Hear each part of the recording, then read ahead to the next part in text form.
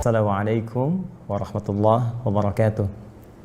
Baik, hari ini secara cepat mohon izin, saya tidak bermaksud untuk mengajari, Bapak Ibu lebih paham apa yang akan kita bahas pada kesempatan hari ini. Cuma kita bersama untuk mengkaji, kemudian menelusuri, meriset apa yang telah diberikan pedoman dari persepsi keislaman, karena tema kita pada saat ini sikap umat Islam. Dan ketika kita menyantumkan kalimat Islam di dalamnya, maka persepsi yang dibangun dalam diskusi kita pada siang hari ini tentunya akan banyak mengacu pada pedoman keislaman yang bersumber khususnya dari Al-Quran dan hadis-hadis atau keterangan Rasulullah Sallallahu Alaihi Wasallam. Izinkan kami membatasi dulu tema yang telah teman-teman ajukan untuk kita diskusikan, yaitu sikap umat Islam atas pandemi COVID-19 dalam upaya menghadapi era kehidupan baru. Baik, saya ingin bagi ini kepada 3 bagian yang penting. Pertama, terkait dengan sikap umat Islam. Kemudian yang kedua, terkait dengan pandemi yang tengah kita hadapi, khususnya COVID-19 saat ini.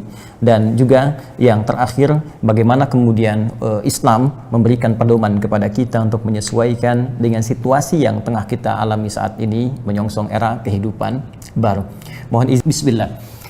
Bila kita kemudian tadi batasi bagian pertama pada tema yang kita kaji dengan sikap umat Islam, baik, maka konsekuensi dari penyantuman kata Islam ini menjadikan sikap kita terikat oleh petunjuk-petunjuk, pedoman-pedoman yang kemudian dihadirkan oleh Islam kepada kita selaku umat yang memeluk keyakinan dimaksud. Jadi ini akan terbatas persepsinya, boleh jadi mungkin pendekatan secara ilmiah ada sudut pandang yang lain dari sisi non-Islam atau dari sisi pandangan ilmiah tertentu. Hanya ketika kita menyantumkan kalimat Islam di sini, maka seluruh yang kita bahas, sikap kita ya yang menganut Islam sebagai keyakinan, maka batasan ini yang akan coba kita hadirkan dalam konteks pembahasan yang akan kita kaji.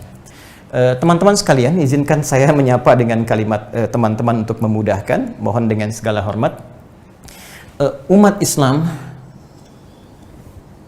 umat yang memeluk Islam secara singkat dalam bahasa Arab, bentuk tunggalnya disebut dengan Muslim, ya.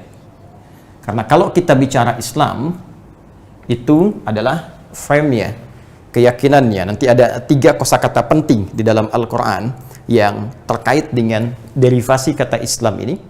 Ya, ada Islam berupa frame-nya, bingkainya, ya, keyakinannya.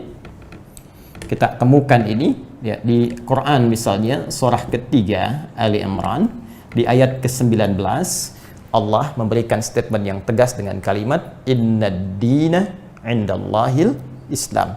Sungguh din, ya, keyakinan, kepercayaan dalam konteks kekinian disebut dengan agama yang dibenarkan, diridhoi oleh Allah adalah Islam. Jadi kalau kita bicara Islam, ini